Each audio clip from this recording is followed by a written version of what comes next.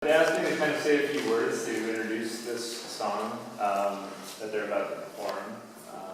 I'm probably going to cry a little bit in saying this because this is actually really quite moving.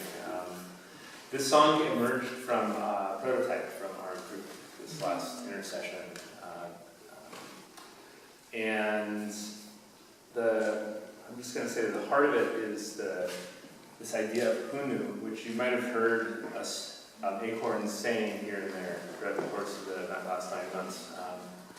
And hunu is brought to us from our dear friend Molly, from her home in Zimbabwe and her people, the Shona. It's very much a similar philosophy and way of being as Ubuntu, which some of us may be familiar with. But the heart of it, as I understand it, is it's an African ethic of non-separation. It's one of complete humanity, and the recognition that, as Molly has helped us see and kind of taught us to say, that we are well if you are well. And the song is called the Hunu Heart Song. Does that say a bit more about why this song? Why this song? Yeah.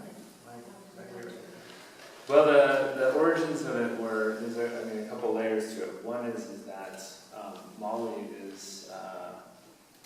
has a nonprofit called the Macheke Project, which is about helping to reach back and support the people of her home in Zimbabwe, Macheke. And when we were in the process of developing our prototypes for the last intersession, the idea of doing something that would support that emerged, and what came out of that was the idea of doing a prototype that was essentially at the heart of What's Hunu, and that the song could be a manifestation of it. And so Molly and Tara and Greg and myself met mostly weekly for the last intersession and went through a lot of different iterations of music and words and feeling into it and lots of great discussions. This is the result. You have any more you want to say, Molly or Sarah? So I'm just very grateful that an evening like this can actually occur. I recognize the privilege that I can have family members to support the rejuvenation and the remembering of ancient tradition that we hope in some ways can begin to engage others in various cultures, such as some in a place like America with so much else that's going on, where there's just so much separation in so many different facets of our lives. And I'm deeply honored for the amount of time that was spent in getting us to here. And then with our two fellow friends here, we've been so kind. We were up until midnight last night, working on getting it to a point where it can be as such, and we'll probably do some studio work in the future. And this song will end up on the website to, I guess, invite others around the globe to recognize that the poverty that is so known in my native village is not so much and holistic poverty, but maybe more so just economic. We also have something to share with the world, and hopefully that we can have an engagement that can help us progress forward. But we're even thinking, larger. GTC has somehow kind of gotten us to this point where we're thinking, how about we can, introduce it, let's say, in schools where there's bullying, and students can be invited to say, when somebody says to you, how are you? How would you respond? I am well if you're well, right? So maybe we can all just say it. How are you? I am well if you are well. Yeah, so just imagine that. How about the police departments around the country, if they are invited to engage with communities where if somebody sees them on the street and they say that perhaps we could reduce some of the fear, some of the separation, and this is coming from people that are not so well known, a language that is actually dying, and here we are, being involved in such work. So it's an invitation for the future, and I hope that I'll see a lot more faces joining us to bring this cause forward. She mentioned possibly some studio work. Greg's actually booked the studio. He's got musicians coming in, some gospel singers, so there's stuff rolling. But this, you get the world premiere.